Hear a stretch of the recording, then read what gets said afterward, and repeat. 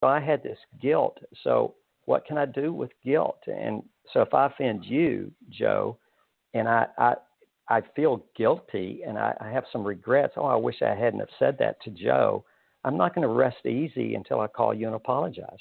I have got to do what I can do. So once I call you and say, Joe, I said something the other day and I want to apologize to you, it's really up to you whether you forgive me or not. But I've done all I can do. What more can I do? I can stop the action that hurts you. I can apologize. And then when I do all I can do, and I can do no more, I feel lighter. And so what we lead all our people through in the retreats is completing the incompletes. And there's two big incompletes.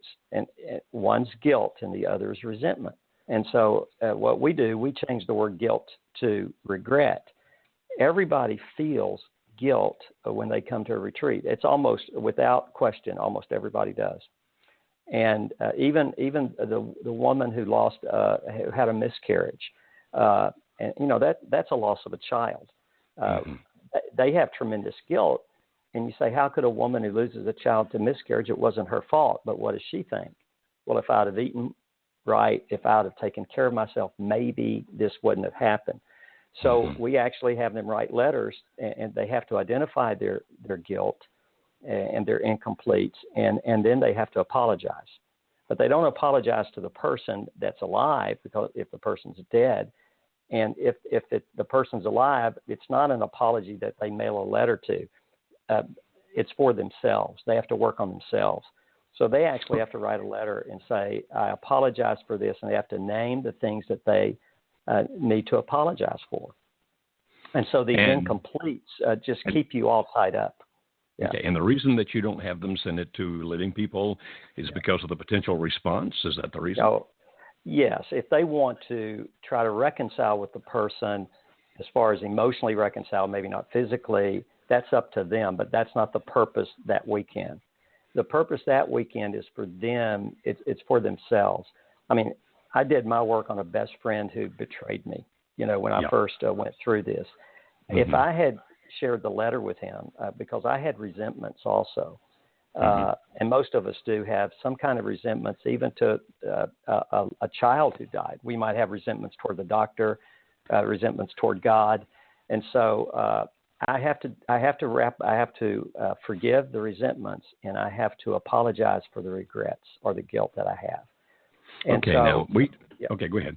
Go ahead. Well, if I mailed the letter, or if I told my friend who betrayed me, if I read to him every resentment I had, he would start defending himself. It would not be healthy for me to do that. And we deal with many people who have, they've had abuse in the past, sexual abuse, physical abuse. Many women have had domestic abuse from their husbands who come to our retreats. And so it might not be healthy for them to do that. Okay. Does that make sense? Yeah. Yes, but I want to add some things to it. For example, let's put it in the context of the people that we deal with here at Marriage Helper. Right. So let's say last week, for example, we had a woman and her son call in and talk to us about the pain. She talked first about the pain that she had in her life from what her parents had done when they separated, divorced. And then she talked about the pain she feels now that her husband has left her and moved in with another woman. He's not married to that woman, but he's living with her and not divorced from his wife. And then the 13-year-old son comes on, a very strong young man, a very impressive young man. But he talked about his pain and how he became angry at God and how that he struggles spiritually, et cetera, et cetera. All right. So one of the things we do in our online course, David, is called Save My Marriage, and it's online. And that course is for the spouse who wants to put the marriage back together, even if the other doesn't. And one of the things that we suggest in that course is that you write a very brief letter of anything that you know that you actually did. You don't elaborate. You don't beat yourself up. You just say, I know I was controlling. I'm very sorry about that. I hope that someday you can forgive me. Or I know that I didn't listen to you like I should. So it's a relatively brief letter where they don't beat themselves up. They don't go on and on. And they don't put any resentment in. Now, we tell them that if they're going to send that letter, and we suggest that they do, that they might get a positive response. They might get no response. They might get a negative response.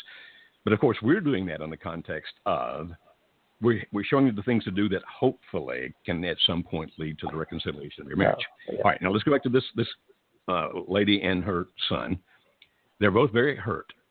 All right, now let's just talk in the context of them right now, because we got kind of two different griefs going there. She's about her husband, and he about his dad. All right, so what I've heard you say so far is, number one, give yourself permission to grieve. That's extremely important. Okay. And don't let anybody else set time limits on that. That's you. And you that's alone. Very important. Very important. Okay. Yes. Give yourself permission to grieve. Don't let anybody else set time limits on it. Good. Very good. And number two, then, start delineating or defining, I guess you should say, however you say it, both your regrets and your resentments into where you can write it out in detail, right? Right. And this is part of a process of me actually processing my regrets and my resentments. Is that right? Right. Yeah, that's exactly right. And this is a personal thing for you in the context you mentioned, where it's safe to have contact with the person. That's I would agree with everything you're saying. And well, we would never tell them send your resentments. Right. Exactly. Okay. So let's say this wonderful lady that talked to us last week and her 13-year-old son have done that. And they've gone through that process of writing out their resentments and their regrets. Now what? Well, for them, what? Mm-hmm. Yeah. What next? Well, now, assume that they were at your retreat. Okay. What next? Right. Well, what would be next would greatly depend on what the other person is going to do with that. And you're saying they're going to. Let's just assume that they're not going to send it. They're doing it just as your process says. They've written it, but they're not going to send it. Now what? Well, once they do that, there's nothing left to do as far as the regrets and resentments. We actually have them write a letter and put it in their notebook, and then, for example, they next week they might think of another resentment. Mm-hmm. Gotcha. Or they might think of another regret, so they get the letter and put P.S. Mm-hmm. All right. You always apologize for your regrets, and you always forgive the resentments. You actually say the words, "I forgive you, Mom," when you said when you were drunk every night for 6 years when I grew up. I mean, that was me, right? I had to forgive my mom of that. And so I had to write that down. I forgive you. And then I remembered something a week later, and I had to get out my letter and say, P.S. I remember this. But, we also do a third thing that I didn't mention in the letter. We have what we call remembrances. It's good memories. Good. They have to think of the good memories of the person that they lost. And often it's a divorce situation. And you understand if sometimes it's not healthy for them to reestablish that relationship, but sometimes it does spark a reconciliation when it's a healthy situation. But the first thing they do is for themselves. Then they're in a position maybe to deal with face-to-face or in a letter their regrets and their apologies. Then they can go that next step. And so we call them regrets, resentments, and remembrances. And the remembrances are always positive, always positive. And by the way, if somebody does it on somebody who has hurt them, like an abuse situation, like sexual abuse, we never, ever let them apologize to that person.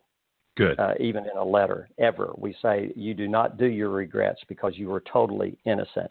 Right. And you know this, that so many people feel guilt when they have done nothing wrong. They were children and they were abused. So I don't know if that answered your question. Yeah, it does. I like that. Now, in the sense of the divorce, okay, right. my wife left me. She ran off with Charlie, and you're saying it's still healthy for me after my regrets and my resentments, that it's healthy for me to also write down the good times I had with her, even though she's ripped my heart out. Tell me why. Well, that's a tough one. I mean, because you're so hurt. But we tend to vilify or villainize the people who've hurt us. And we tend to, we call it, we demonize or deify. We demonize the people who we might say are less than loved ones. And so if we're not careful, everything is negative, and it's really a skewed view. Because we did have some good memories. We used to have, we used to love them. I mean, in a positive way, in a healthy way. And like when somebody loses a child, they tend to deify them, and there's nothing they did wrong. So the kid could drive a car, he could have not wear a seatbelt, he could have been drunk when he drove it, and was really foolish and was killed in a car wreck. And the parent has these deep resentments, but they don't want to say anything because they feel like that dishonors their child. And so they stuff those feelings of resentment. And so we want them to be balanced in their view of the person. And so we make them do a timeline, and they have to put at least 3 things above the line if it's a less than loved one, and 3 things below the line, because below the line is negative. It's regrets and resentments. Above the line is positive memories. It gives us a better view, a more balanced view of reality. So we want to remember the good times. And so it's very powerful to do that. And when people do all they can do, right? I mean, what more can you do? And so they feel a sense of release, and they feel different. They feel like the backpack's a little lighter as they travel out of the pit of grief. And the same thing with divorce and all of those other relationship issues that we deal with all the time at the workshops, and what you deal with all the time in the marriage problems. Let me ask you this then, my friend. Okay. You know, I truly appreciate you being on the program, and you know how much I love you and Debbie. You guys are awesome. But I'm going to ask you a kind of a hard question out, and I didn't prep you for this, so I'm reminding you I love you before I ask. Okay. Oh dear! Wait, I can't hear you, Joe. We got a bad connection. Okay. So let's say we have we'll just make it a wife. It could be anybody, and the husband's off living with Sally, and the wife has so convinced herself that because she's doing all the right things, that he is definitely going to come back. Now, that you and I believe that there's always hope. As a matter of fact, what I say is this: we only give up hope when there's a death. And what I mean by that is if he divorces you and marries the other woman, then that's the death of your marriage, or if the person actually physically dies. But until then, there's always hope. So I don't want to ever take hope away from people. I live with hope. But how can hope work against you healing from the loss, the hurt? How can hope work against you? Yeah, I know it can work for you, but how can it work against you at the same time? Well, it might. I don't know, Joe. That's a good question. Maybe I don't know how to answer it except hope. Let me kind of put it this way. Okay, go ahead. The person, he's been gone 4 years, and he's been living with a series of women, and he's become a person she doesn't even recognize anymore. And yet she continues to believe, and I understand. I am for hope until such time as there can be no hope. So I'm hoping that the listeners understand what I'm trying to say here. But is there some point where if I'm going to heal, I can kind of leave the door open, and I'm just actually describing what Alice did with me when I divorced her all those years ago. She finally accepted the fact he's gone. He's not coming back. And she moved on. And she started dating. And she's a pretty woman, got a great personality, and so suitors came around.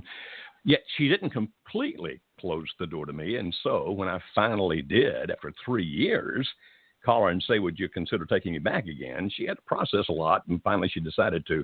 So I guess I'm trying to find out, where's the balance here, David, because you're the expert on this. Where's the balance between hope that helps and hope that doesn't help? I actually think that when a person does all they can do, and what we've been talking about, they've really verbalized and thought through their resentments, their regrets, they thought through their remembrances, that they're in a better position emotionally to decide for themselves when that time comes. And I think it's a gradual thing. And you've been there in the workshops, and I've been doing these for about 10 years. You've been doing them for 20 years, at least, or close to it, that people try, and the other party just keeps on hurting them, right? And I think when they really deal with their regrets and resentments, and a lot of resentments, in a healthy way, they're in a better position emotionally to know when to move on, maybe gradually. And it's kind of what Alice did. I would think Alice went through a grieving process. She a part of her left, right? A part of her was gone. And all the pain that's associated with that, and she started to move on. she started to date, but she hadn't married yet. And so there was still hope. So I think that